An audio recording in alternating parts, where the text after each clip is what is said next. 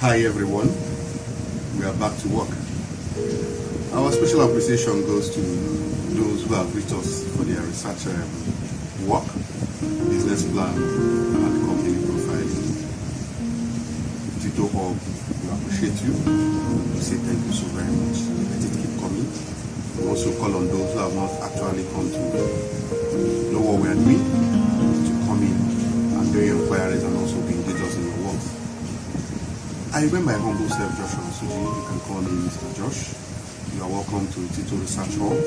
It's an online learning platform where we teach people the basic knowledge in research, ranging from research writing proposals, to research writing proper, research investigation, research data collection, both qualitative and quantitative, data analysis, business plan, and company profile. We also assist individuals and organizations in carrying out research. You're welcome. Just sit down, relax, because we'll be taking us today on introduction to research. Yeah, you keep asking questions. What is research? Why do we carry out research? These are the two basic discussions we'll be taking on today. But even at that, we'll be having an illustration to explain research. And from that illustration, we'll get the elementary approach in researching. So I want you to sit down, relax, hold your pen, papers, actually take your time to go through this process. It's an elementary approach. It will give you insight on what research is. Now, what is research? Research is an organized, systematic, investigative approach in answering questions bordering around issues, circumstance, or event in order to establish fact. Introduce another theory or innovations as the case may be.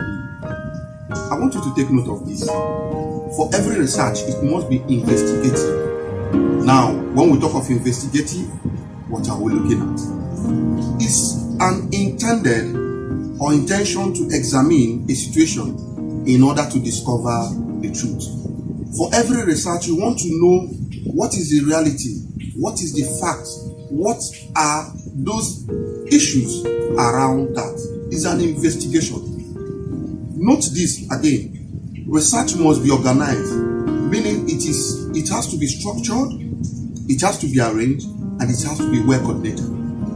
If you are carrying out an investigation and it's not well structured, well arranged, or well coordinated, I don't think it's a research. Another thing you need to note here is systematic.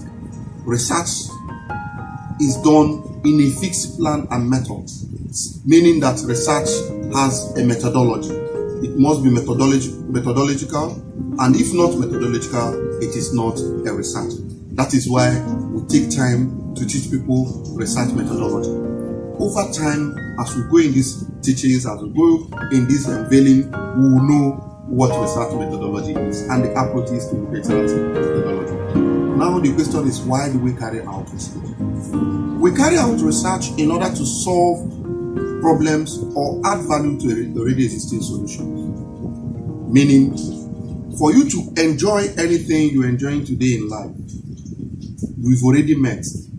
You have to keep unveiling, keep adding value to it.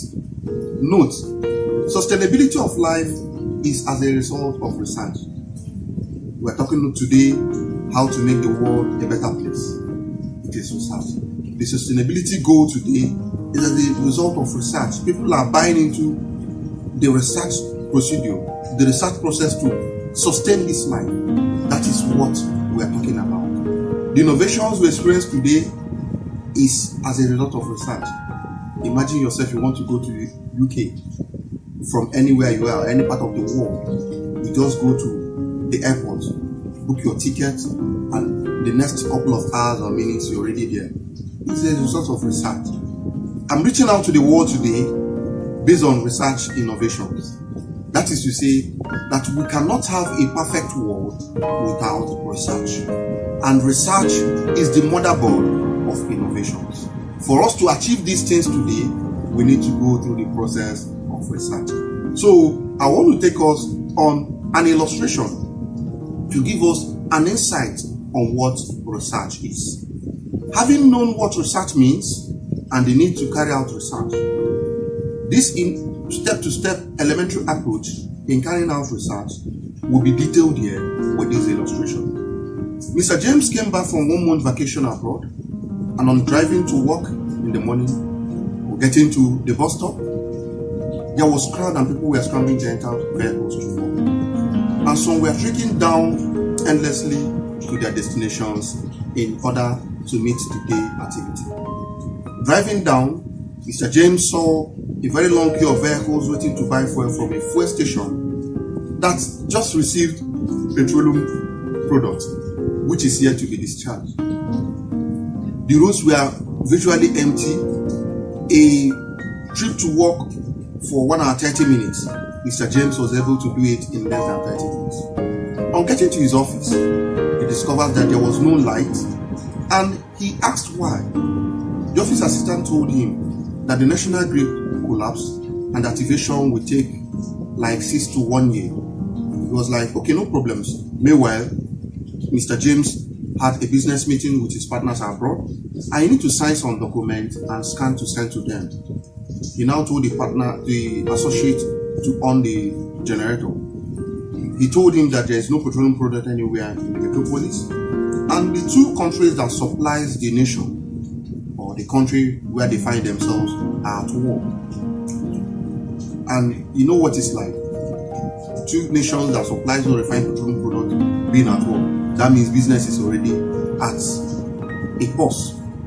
The office assistant told him that the companies around weren't paying salaries anymore due to the high cost of production and low productivity. Insecurity is the talk of the day. Unemployment rates keep increasing. The cost of transportation high, and food prices keep going high. Now, as a researcher, how do you go about providing a lasting solution to this challenge? This is where research comes. This is where we want to take us step by step rudiments and processes of unveiling the research procedure or the basic step to this. Now, the elementary approach in researching, based on this illustration, the first step is observation. What were you able to observe as a researcher?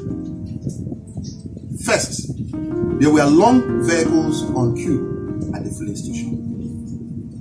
The second one is only fuel station that received fuel in the whole metropolis was just the one Mr. James saw when he was going to work. There were a limited number of vehicles on the road. Many passengers were stranded at the bus stops. There was no electricity. There is scarcity of petroleum products. The state is dependent on imported petroleum products. Almost all the vehicles in the metropolis are dependent or are being powered by petroleum products, either diesel, either fuel, PMS, as the case may be, or even natural gas. Now, the second aspect is identification of problems. From these illustrations, what were you able to identify as the problems from the scenario? One is low productivity. The second aspect is insecurity. There is unemployment because people are already being laid off from work. There is hunger in the metropolis, and there is high cost of living, either to procure or even to access basic amenities. The third step, elementary step, is motivation. Now, as a researcher, having seen this scenario, what is the motivation behind going into research on this issue? Now, note this. Motivation is your drive to solving problems or achieving a particular goal set up to be achieved in a research. Therefore, motivation is the bridge linking the identified problems and the objectives of the research.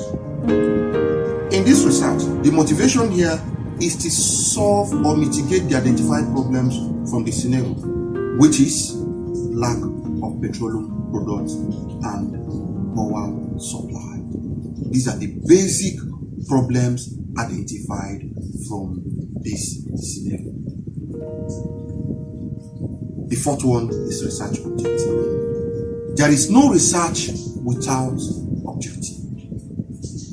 Research objectives are what you set to achieve in a research, which have a comparative advantage when compared to already existing solutions or have the capacity to solving the research problem. Now, as a researcher, what comes in your mind from this scenario as an objective is to create or invent an alternative to petroleum fuel and alternative energy power source. At this point, you are convinced as a researcher on using solar due to the abundance of solar light, assuming the person is in tropical region, to power vehicle and also as energy source. Now, for those who are not in tropical region, who has abundance of wind, they can actually go towards looking at using wind energy to propel vehicles and also provide electricity.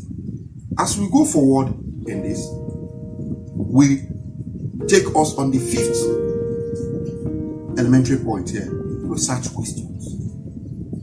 The questions in every research must align with the stated objectives in order to get solutions to identified problems or test the workability of the research objectives. That is to say that your questions must align. Note it must align to the set objectives. It is based on your questions you can test the workability of your research. Can this thing happen? Can we solve this problem? Can this and that be achieved? Now, the sixth one, which is the final one, is the scope. The research scope is the constituency of the research based on stated objectives. The scopes could be location or the area the research covered. Therefore, in this illustration, we assume that Mr. James is in the tropical region. What you'll be looking at is this tropical region, the relativity, which will come up with sunlight. They have abundance of sunlight. Now, what is this area of research? This area of research is to provide alternative energy source and also go further to use it, the sunlight, in moving or driving vehicles. In summary, we have been able to explain what research is, why we carry research, and elementary approach as a researcher. Therefore, I want you to take time to look at all these things and embrace yourself with the basic tools you're researching. As we go further to unveil some other aspects of research, next we'll be taking on types of research. At this point, you'll be able to know the approach to follow and how to go, the basic point, and also the step-by-step approach in carrying out research based on its type. Thank you so very much.